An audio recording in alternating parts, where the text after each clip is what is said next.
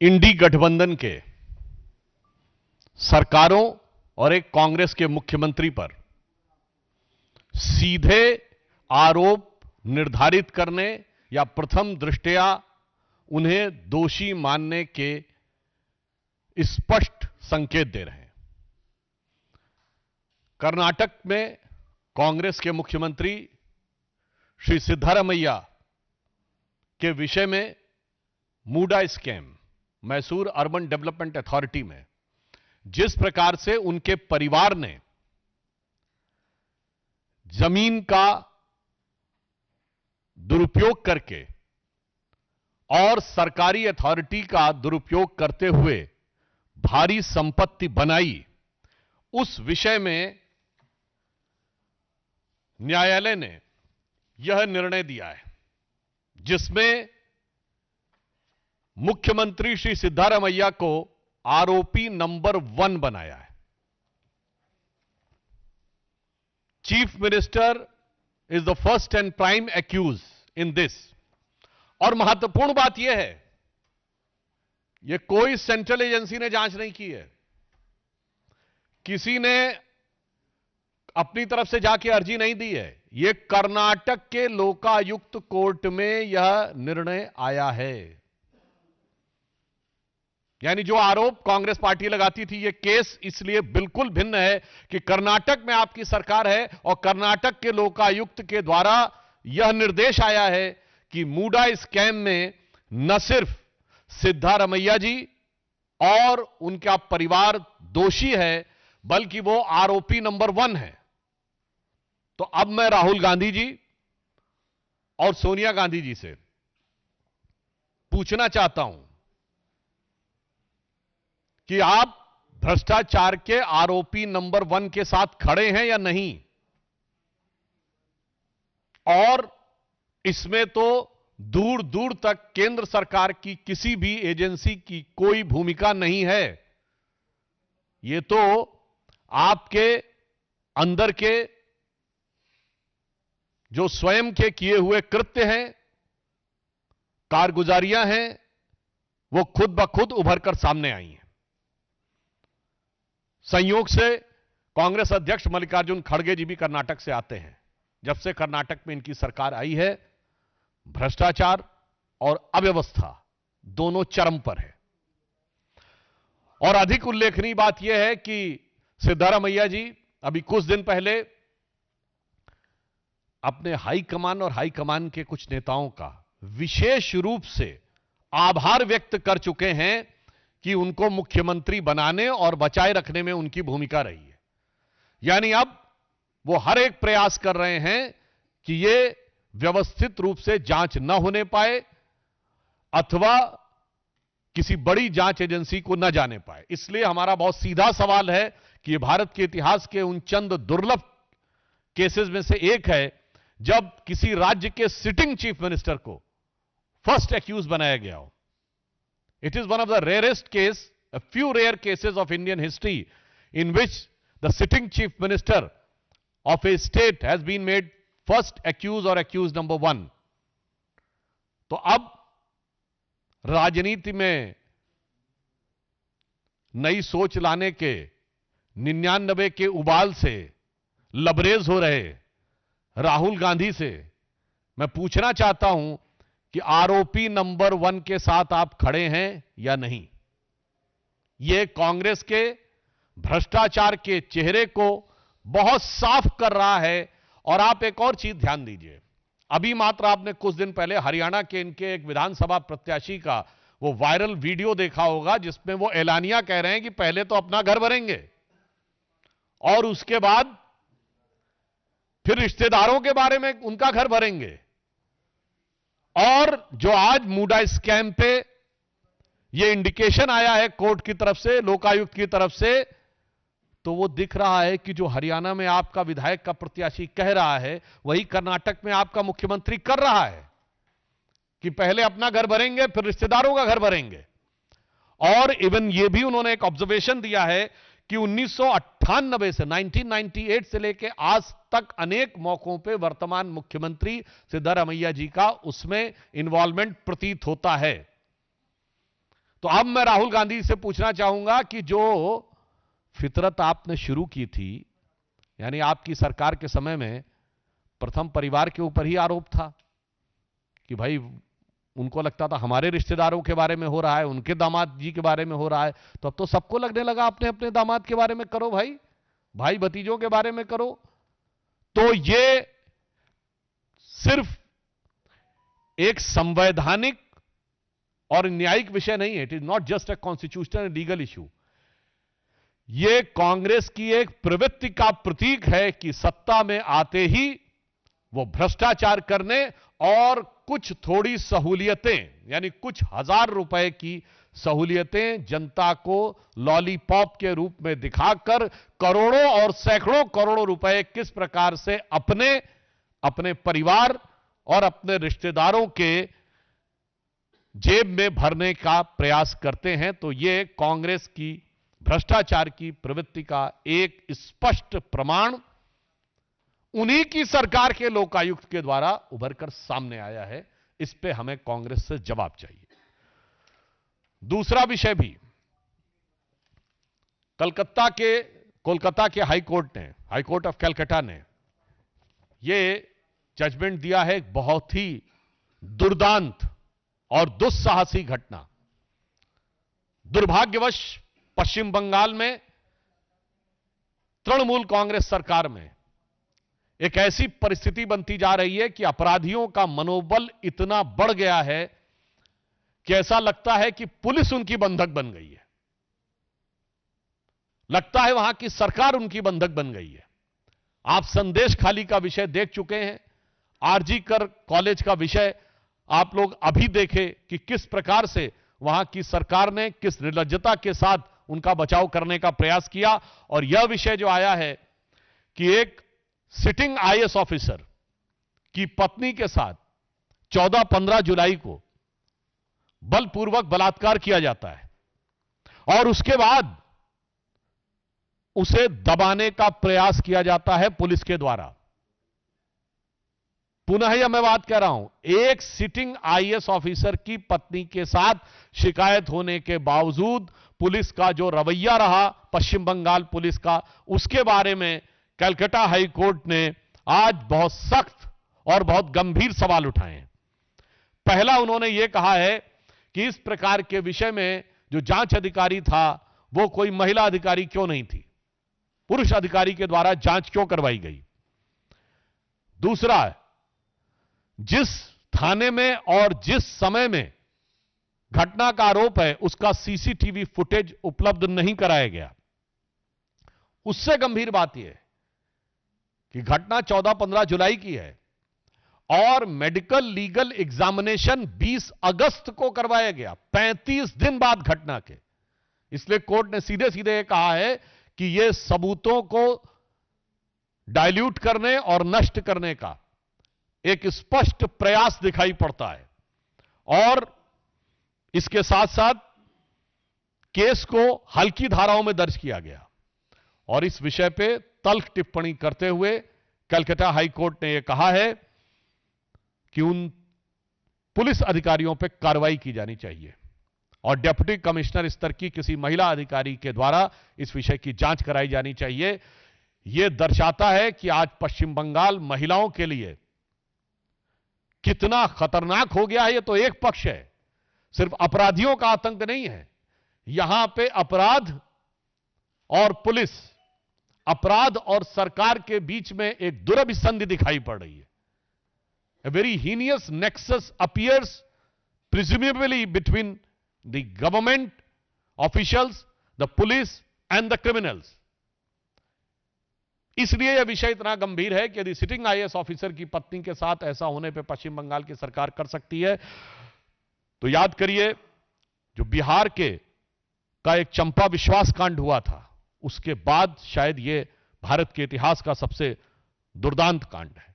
और इस विषय पे असंवेदनशीलता इन घटनाओं पर पश्चिम बंगाल की सरकार की कितनी है, यह इससे पता चलता है कि हाल ही में एक घटना प्रकाश में आई, आपको ध्यान हो कि टीएमसी की जो यूथ विंग है, तृणमूल छात्र परिषद, उनके 2 पदाधिकारियों ने आरजी कर की घटना के ऊपर एक शॉर्ट फिल्म बनाई जिसमें एक प्रकार से जो पीड़ित लड़की थी उसी के बारे में आपत्तिजनक बातें कही गई।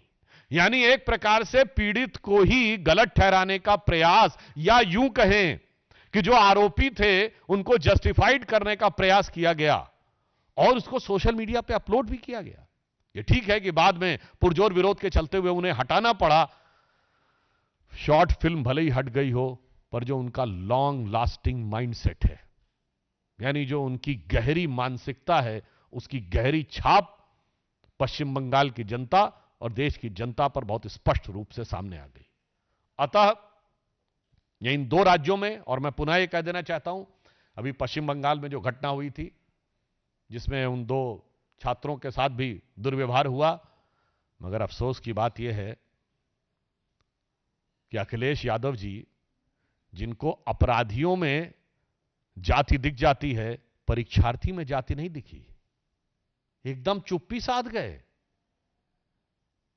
तो यह भी दर्शाता है कि इंडी गठबंधन के सभी घटक दलों की सहज प्रवृत्ति भ्रष्टाचार और अपराध को ही संरक्षण देने, भ्रष्टाचारी अपराधियों का समर्थन देने, भ्रष्टाचारियों और अपराधियों का बचाव करने के लिए ही है। धन्यवाद। सवाल ले सकते हैं अमोक जी।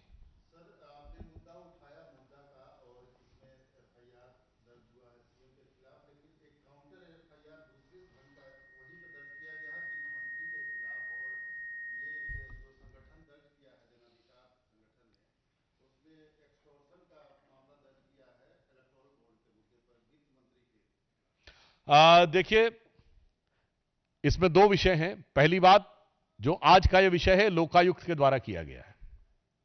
दूसरा विषय, इलेक्टोरल बॉन्ड के मुद्दे के ऊपर जब सर्वोच्च न्यायालय अपना निर्णय दे चुका है, तो मुझे लगता है कि यदि कोई उसके बाद यह विषय कहना चाहे तो यह अपने आप में हास्यास्पद ही नहीं, यह दर्शाता है कि ये लोग संविधान के प्रति कितनी अवमानना रखते हैं। यानी संविधान इनके दौरे हुकूमत में खतरे में होता है। पवन। सर, मेरे दो सवाल हैं।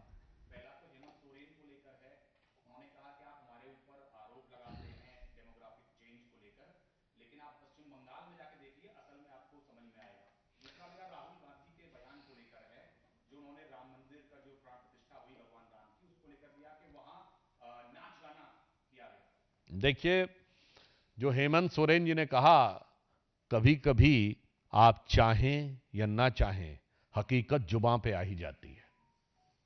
अब अगर उन्होंने यह कहा है झारखंड के संदर्भ में, अर्थात उनका कहना है झारखंड से कहीं ज्यादा पश्चिम बंगाल में डेमोग्राफिक चेंज हुआ है, तो यह तो इकबालिया बयान हो गया।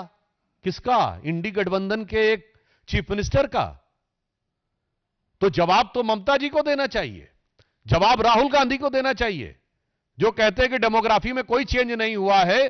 तो मैं ये कह सकता हूं कि हेमंत सोरेन का एक बयान, मुझे लगता है राहुल गांधी और ममता बनर्जी जी के लिए एक आईना कहा जाए या एक बहुत जोरदार झटका कहा जाए, परंतु यह एक सत्य को अनायास उजागर करना, या कभी कभी जिसे कहते हैं कि आप किसी भी सच को कितना छुपाने की कोशिश करें, वो चेहरे से जाहिर हो जाता है। जो कहते थे ना, लाख छुपाओ छुप ना सकेगा, राज हो कितना गहरा, और दिल की बात बता देता है असली नकली चेहरा। तो असली चेहरा उभर के आया हेमंत सोरेन के बयान से, और नकली चेहरा उजागर हो गया। राहुल गांधी जी के विषय में, ओह, उनका तो खैर वो एक चिरपरिचित अंदाज है। बहुत दुख और गंभीरता की बात है कि वो राहुल गांधी जी, जिन्होंने ईश्वर के नाम की शपथ नहीं ली है, धार्मिक विषयों के ऊपर अनेक प्रकार की अनर्गल बातें करते हैं। श्री राम जन्मभूमि के संदर्भ में मैं स्पष्ट रूप से कहना चाहूंगा कि राहुल गांधी जी को या तो दिखता नहीं, वो कहते हैं आपको कोई श्रमिक नजर नहीं आया। अरे, श्रमिकों पर पुष्प वर्षा की गई, प्रधानमंत्री श्री नरेंद्र मोदी जी के द्वारा श्रमिकों का सम्मान किया गया, और जैसा सम्मान हुआ ऐसा आपको, और ऐसा ही काशी विश्वनाथ कॉरिडोर के समय भी हुआ था। मैं चुनौती से कहता हूं पूरे राहुल गांधी जी के सरकार के शासनकाल में कभी ऐसा हुआ हो। और दूसरा, मैं भी कहना चाह रहे, आप तो उसको, उस ताजमहल को प्रतीक बनाते थे जिसके बारे में कहानी है कि जिन हजारों श्रमिकों ने बनाए उनके हाथ कटवा दिए गए थे। वो भारत की महानता का प्रतीक था।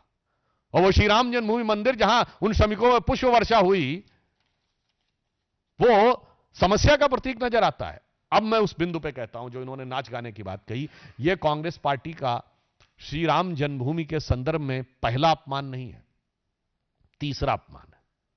पहला अपमान यह कि आपको निमंत्रण दिया गया डिस्पाइट द फैक्ट कि आपने जमीन आसमान एक कर दिया था कि मंदिर ना बनने पाए,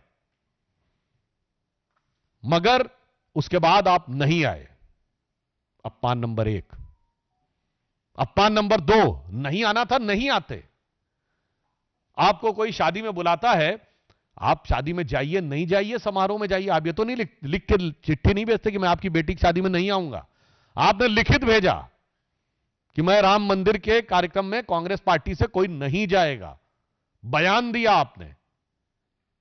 और यह तीसरा अपमान, श्री राम जन्मभूमि की प्राण प्रतिष्ठा के 500 वर्ष के बाद के इस दिव्य समारोह में इस ढंग की आपत्तिजनक, भर्त्सना योग्य और निंदनीय ढंग से नाच गाना जैसा शब्द का प्रयोग करना। और मैं राहुल गांधी से पूछना चाहता हूं, श्री राम जन्मभूमि के तो आपने 3 अपमान किए और आपकी 3 पीढ़ियां बाबर की कब्र पे जाकर सजदा कर चुकी हैं। 1959 जवाहरलाल नेहरू अफगानिस्तान विजिट में बाबर की कब्र पे गए। 1968 इंदिरा गांधी बाबर की कब्र पे जाके सजदा की। 2005 Rahul Gandhi along with prime minister Manmohan Singh Babar की कब्र पे गए। और इतना ही नहीं, कब्र पे जाके कहा क्या है?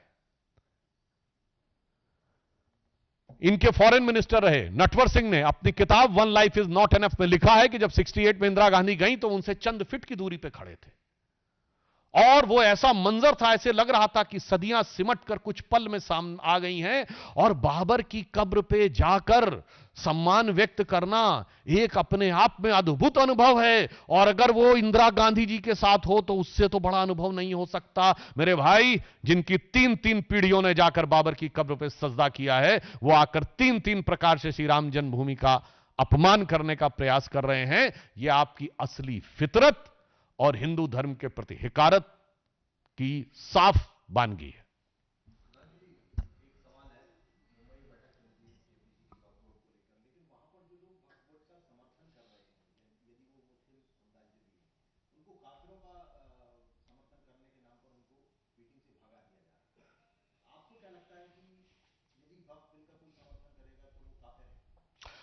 देखिए, इस विषय पे चूंकि अब संयुक्त संसदीय समिति कार्रवाई कर रही है, तो हमें उसकी रिपोर्ट आने की प्रतीक्षा करनी चाहिए और उसके बाद इस पे खुले तौर पर बहस होगी संसद में। और पूरे स्पष्ट रूप से जो व्यवस्थित ढंग से संसद का निर्णय होगा वो होगा। जो हमें पूर्ण मानना है कि यह विषय भारत के संविधान की व्यवस्थाओं के अनुरूप होना चाहिए, विद एन इंटेंशन कि सभी के साथ न्याय होना चाहिए, पक्षपात किसी के साथ नहीं। लास्ट दो क्वेश्चन लेंगे, मनोज्ञा जी, फिर प्रसाद जी। मनोज्ञा नहीं, अगर उस ढंग से बात कहें तो फिर तो सब चेयरमैन एयरमैन सब हो जाते हैं का, फिर उसकी डेफिनेशन में तो बहुत सारे लोग आ जाते हैं।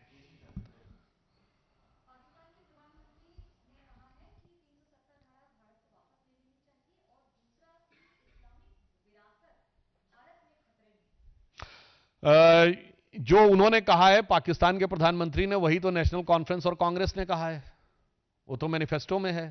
तो एक बार फिर मिले सुर मेरा तुम्हारा, सीमा पार से एक दोनों का सुर बने हमारा, एक इधर से सुर उधर से ताल, यानी बहुत साफ हो जाता है। इससे पहले पाकिस्तान का रक्षा मंत्री बोल चुके, इससे पहले पाकिस्तान के पूर्व मंत्री फवाद चौधरी बोल चुके, पाकिस्तान के डोजियर में राहुल गांधी जी का नाम आ चुका। इससे पहले अगर आप देखें तो वहां के प्राइम मिनिस्टर इमरान खान बोल चुके सिद्धू के साथ सभा में कि ये लोग जब तक रहेंगे नहीं होगा, आप आएंगे तो ठीक होगा। मगर फिर भी पाकिस्तान का विषय आया है तो मैं याद दिला देना चाहता हूं, आज 28 सितंबर है। आज ही के दिन 2016 में सर्जिकल स्ट्राइक हुई थी और यही लोग थे जो वहां भी पाकिस्तान की भाषा बोले थे।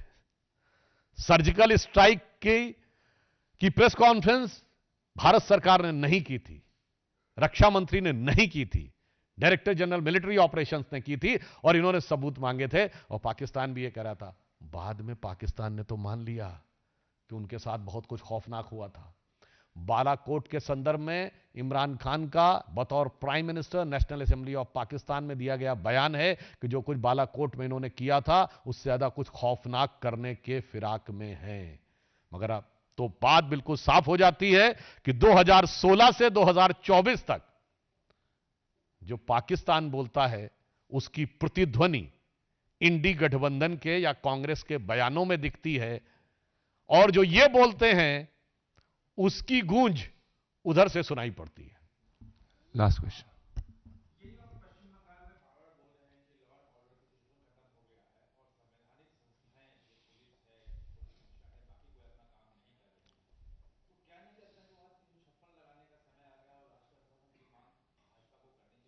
देखिए, ये हम नहीं कह रहे हैं, ये न्यायालय कह रहा है, और एक नहीं अनेक अवसरों पर कह चुका है।